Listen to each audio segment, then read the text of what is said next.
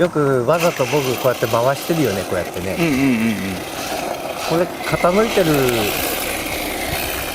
こう傾くっていうコーナーに対して、これを出したくてその足にしてるわけですよ。トラックもそうだけど、前がねじれていって車全体が傾く。そう傾く。だからこうやって小さく回しても結局傾いてて、まあ異常に傾くわけじゃないですよね。車がね傾くというかねじれていく感じですよね。それが本質的にハイブリッドだよっていうのを、こんだけ動くんだよっていうのを見せたくて、僕らはそれを大げさにやろうとしてるわけですよね。横にただ引っ張られて倒れてるっていうわけじゃないってことですよね。前がねじれ込んでいって後ろがそれについていってねじれていく。そういうことですね。だからそういう動きがあって速いなら僕は分かるけど、だからさっきもちょっと調整してたんで、もうキャスターとかキャンバー立てたんだねって言って、だとまあそれってグリップは上がる方向で抵抗は大きくなるから、だけどほらスライダーロングが出たから、スライダーをそれに変えることによって打角が増えるじゃないですか。それで逃げてるという、今の D1 カーってそういうことですよね、逆に言うと。キャスターを立ててキャンバーをつける。キャンバーもつけないと、キャスターつけた分キャスター角っていうのは最終的にいっぱい切ったらキャンバー角になっちゃうんですよ。キャンバー角がキャスター角になるんですよ。だから抵抗値は減る方向で、でフロントの抵抗値を減らす、それが目的だから、キャスター実写はできないからキャンバーで逃げてるわけですよね。それをキャンバーもできるように、キャスターもできるようなヘッド、頭の部分のスワットの構造をしてれば、それも一緒にできちゃうから。今ありますよね、そういう。自分らはもう最初にそれ作ったから。まあでもこれはほらラジコンでそのハイブリッドを見せたいがために僕らも頑張ったところでこうやって動くよっていう。車がねじれていったら車がそっちにこういう風にコーナーが入って、それがまあ実写っぽいじゃないですか。ガーって入ってストリートの車で結局遊んでるようなもんだよね。そのねじれていって後ろがロールしてきたら、そこでアクセル入れたらそっちにねじれていくってことですよね。本当のストリートだったらこうやって入ってきて、入った時に傾きながらダイブしながら本当はドリフトに入ってくるようになるわけですよね。だって D1 からなんかそっちばっかり見てたらそれは分からないよね。切れ角で逃げる方向が、だから実車の車でやればそういう動きはするはずなんです、本当のこと。だからハウスこんだけ隙間空いてますよね、リアのね。内側がですね。確か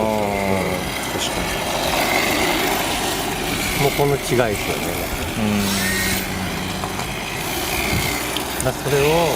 それを後ろが倒れてロールしてるっていう感じになってるんじゃなくて、前も一緒にそれで引き足で伸びてるわけですよね。グリップで走ることを考えると、キャスターがここまでついてたらアンダーに出るよね。それはドリシャの宿命で、ね、そういうことですね。要はドリシャハンドルそんなここまで切らないですからね。拳1個か2個で操作するわけだから、あとは送りハンダーだから踏んでいかないといけないってことですよね。でここで踏めば分かると思うけど、沈むのがリアが後ろもですね。確かに。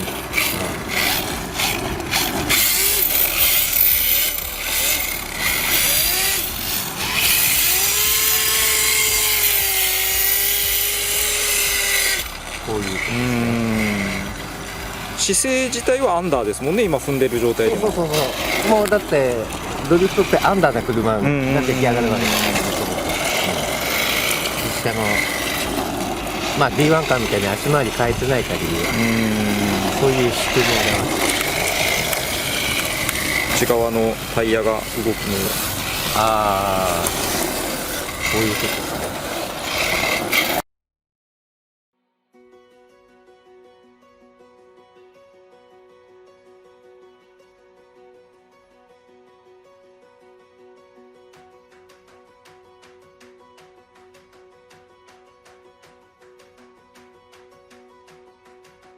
あればはっきりと出る。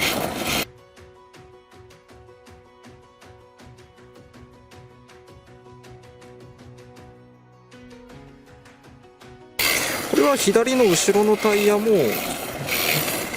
グリップしてるからっていうことですか？これはどういうことですか？そうじゃなくて左後ろが下がるっていうのは。踏めばドライブシャフトが一本の直線になろうとするわけだから今沈んでるものがこう起きてくるわけですね。だからパワーかけちゃうとそこは動かなくなるんですよね。それはもう当然なわけなんです。じゃあこのタイヤの摩擦係数によって生まれる動きっていうことではなくて、回転物のそうです。反トルクとかその辺で動くっそうですていうことですか？そうですね。こういう動きになればグリップは高いですよね。こんだけドリフト中も内側のタイヤが使えるっていうこという意味ですか？要は飛んでる時って内側のタイヤで引っ掛けてますからね。前輪なんかはね、逆にね。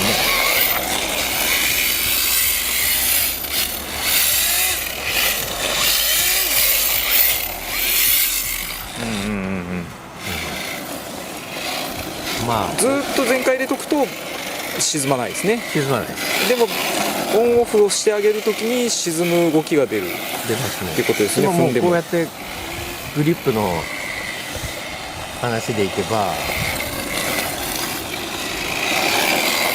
体重かかればそれなりに入るわけですよね。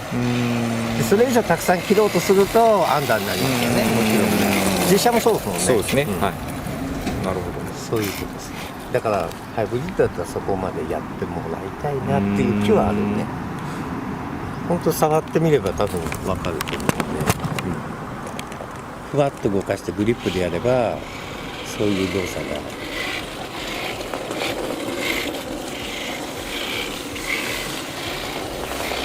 グリップでちゃんとロールして実車っぽく動いてる姿も出したいからやってるわけですよね。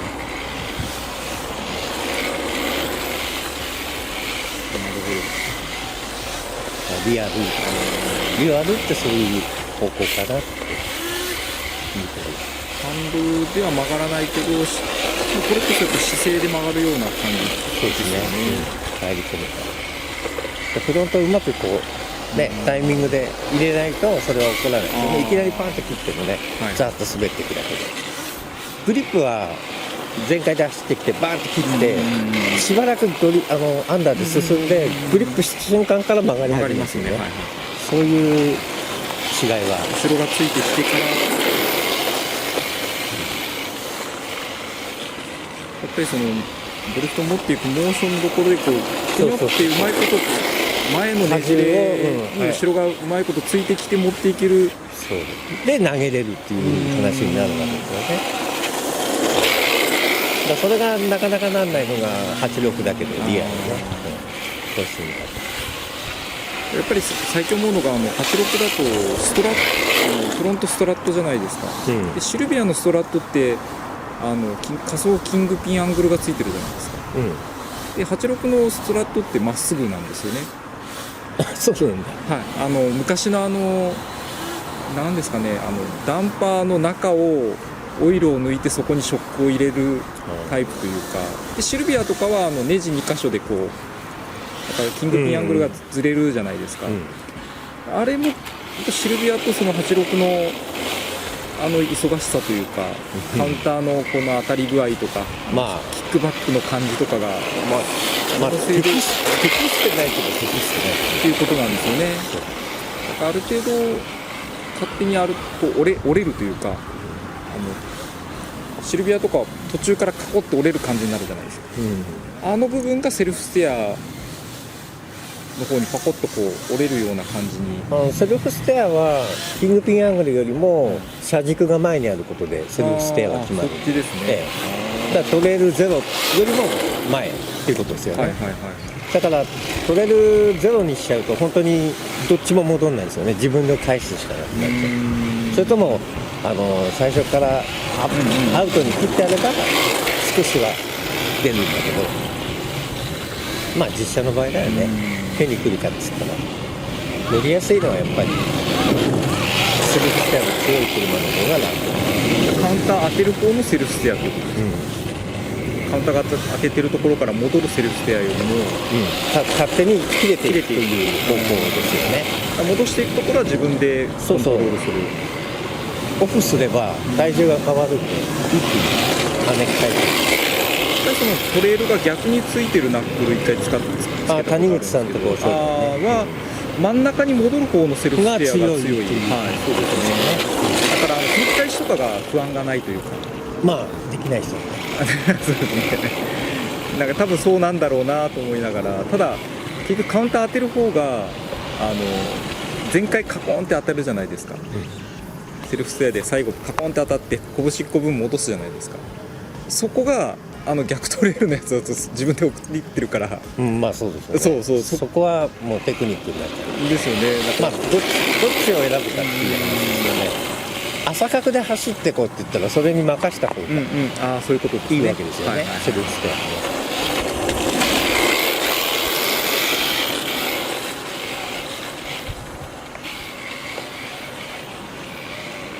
ステアリングで切るスピードだよね。まあうまくやれば普通の足でもそれはできると思うけど、今うちでスラロームとかグリップで走るのを一生懸命やってる人たちにこれ渡したら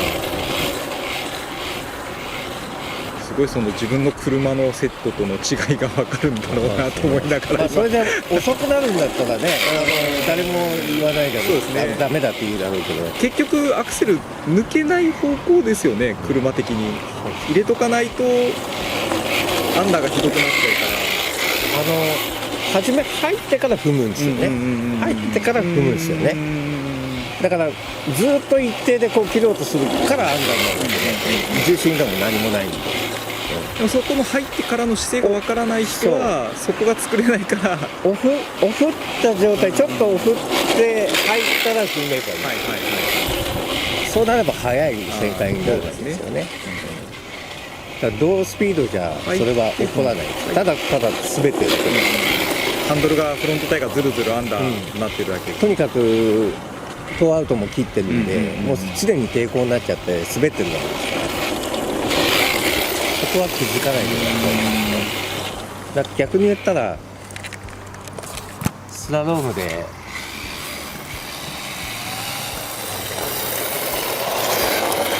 う切って、ここで切った状態で踏める場所があるはずですよね。そこに気づけばいいんだけど、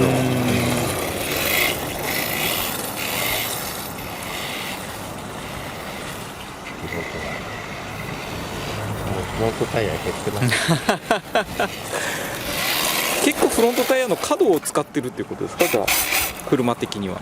結局硬いタイヤだから仕方ないですよね。エッジがなくなればそこは滑る範囲になるんで。実車の場合は接地面が広い方がいいっていうことですか。いや、まあやっぱ狭めた角の方がそれはグリップ高いですよね。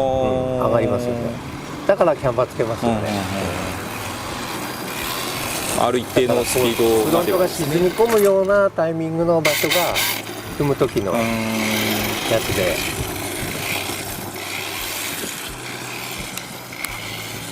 あるはずなんだけどね。でもこれトラックとほとんど全く同じ角度です、ね。へえ。やっぱ重心の違いがそう違いで。でも今ので見てもらえば、リアが巻き込まれてるのが分かれば、そうですね。トラックのやつはめちゃめちゃ後ろ巻き込んできますもんね。そうすれば滑らないし、だから入れる場所ですよね、アクセルね。だから横に揺れてるっていうよりは前についてねじれて倒れていってるっていう感じですね。ははは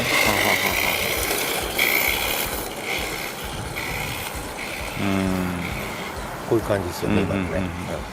昨日加藤さんのスープラに乗った時がそれがすごい自然にこう後ろがついてくるというか前にもうあれはもう計算されてるっていうことですよね。誰が乗っても滑りにくく、だから回り込むっていうリアが回り込むから滑んないんだよね。そうですね。だから内輪差とかは全然気にならないっていうか。そうですね。逆に言えば 4WS に近い感じに。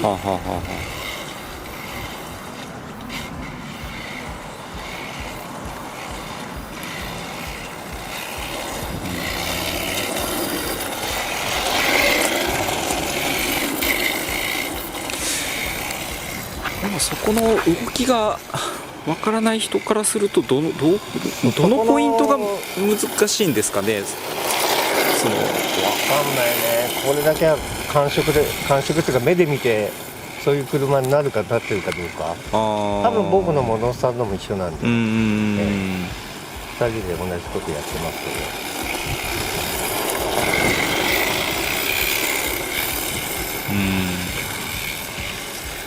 車がそうですね、綺麗にねじれたらもう車が勝手にそっちに行こうとしてますもんね。入りますよね。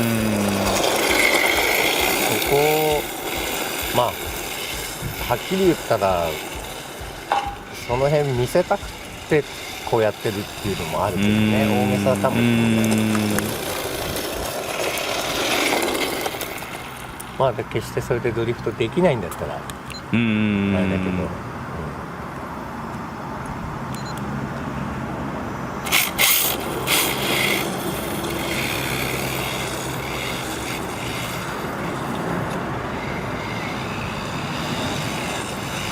上りはフロント来るから左の方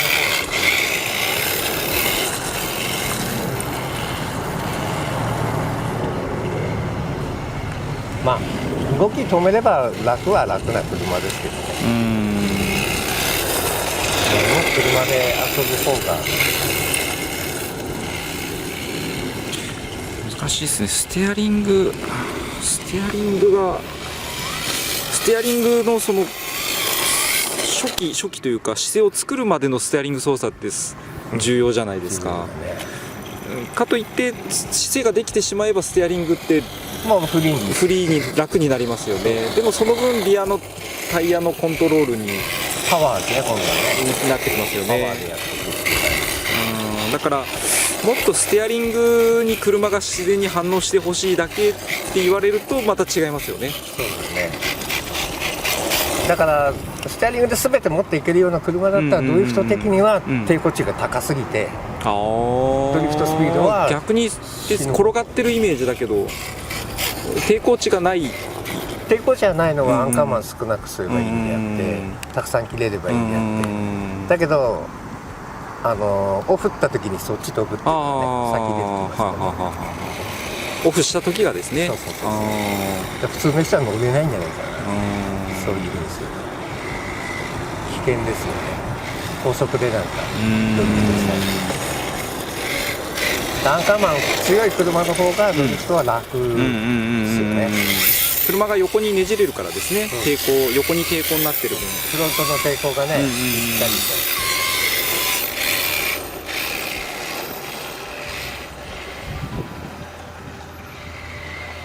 と。まあリア足もこんだけ動けば下がってるっていうよりも上がってるように見えますね。伸び足です。だから実車も全部そうでしょ。縮みよりも伸び足ですよね。だからサスペンション触るときに押して触る人いますよね。そうじゃなくて引かないと分かんないですよね。本当はどこまでその足が伸びてる。押して確認するのは、乗り心地がいい車を作ろうと思ったら押して触らないといけないということですね。でだから乗り心地自体は良くないはずですよね。実車だとしたらっていうことですよね。突き上げは硬いっていうことですよね。難しいですね。それはそこバネの性質。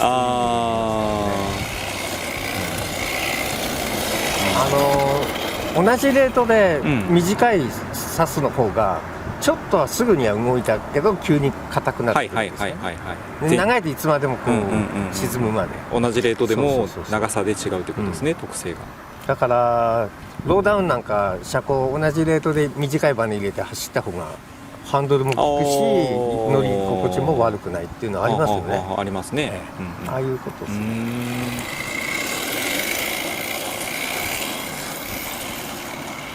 フロントが入って曲がってる時は本当すんなり入りますね。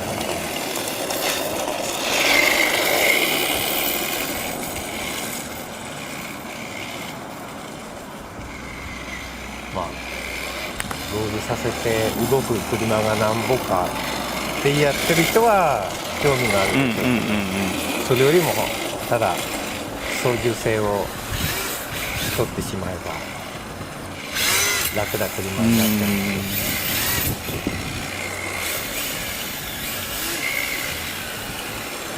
まあでもねこうやってこのぐらいのあれでもロールかなりしてますからね。そうですね。だから倒れてるっていうよりは伸び足の方そうがですそうですということですね。沈んではいますけどリアがね。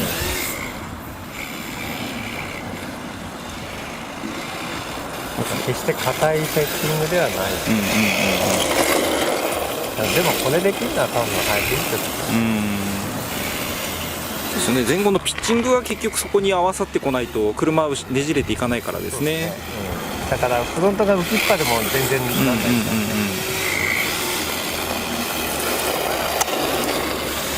まあハイブリッドフロント重いですからね。ですね。可能だと思うんですよね。これ今度逆にこれキャンバーフロントのキャンバーキャストで、結局それをフロントからだいぶ、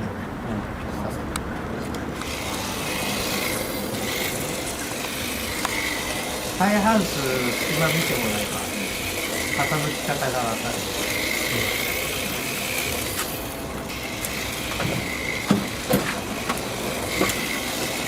あれがキャン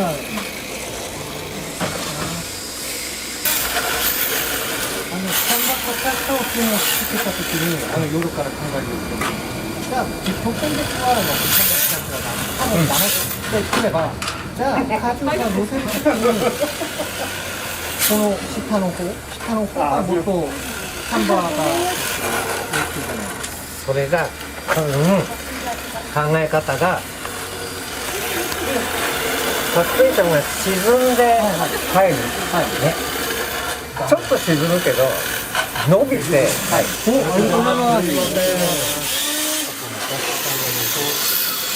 ことですね。ちょっと触ってもらえば分かる。すいません。ありがとうございます。ありがとうございます。すいません、いただきます。いただきます。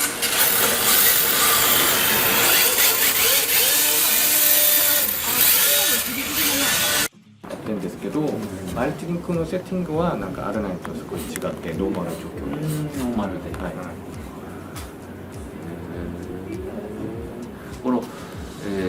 これだというチューニングポイントの一番こだわっている部分。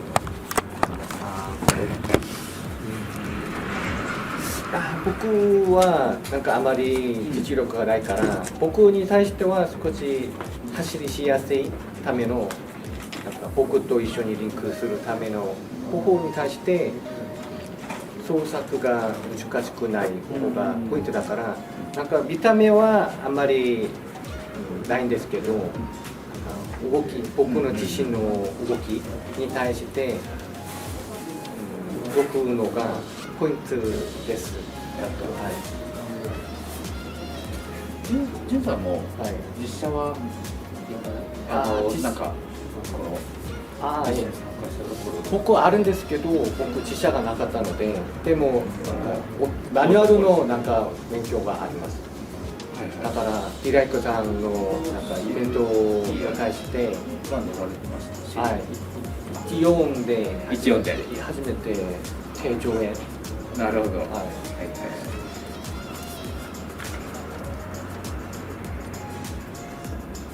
どうですか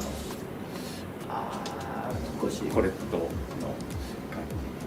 いやこれ吉田さんからこれあれあるでなんか基本的な動きをなんか教えてもらって教えてもらったことでなんか定常円とかいろんなことをできる定常円できるんですけど定常円じゃ正直定常円じゃなくただの回すことです。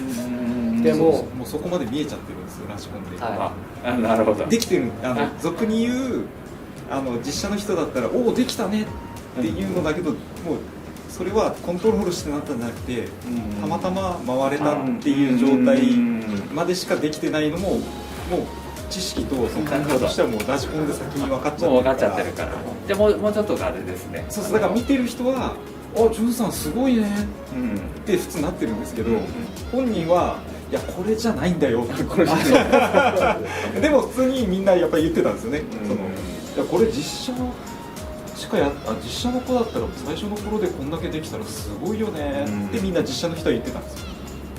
なるほど。はい、だからスタートがもうそのできるできない以前にも感覚が実写のできる人があんまりこといかないなっていうような感じの定常に最初からなってるってこ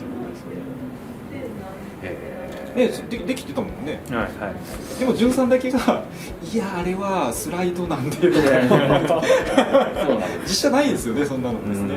もうケツが滑ってつながったらできたじゃないですか、はいはい、だからもうそれまでの楽しみしかわからないけどスタートでもそれがわかるレベルになった。なかなか謙遜しちゃって分かるからです。自分でも分かるんでその謙遜っていうよりは自分で分かってしまうところまでなってしまってたんで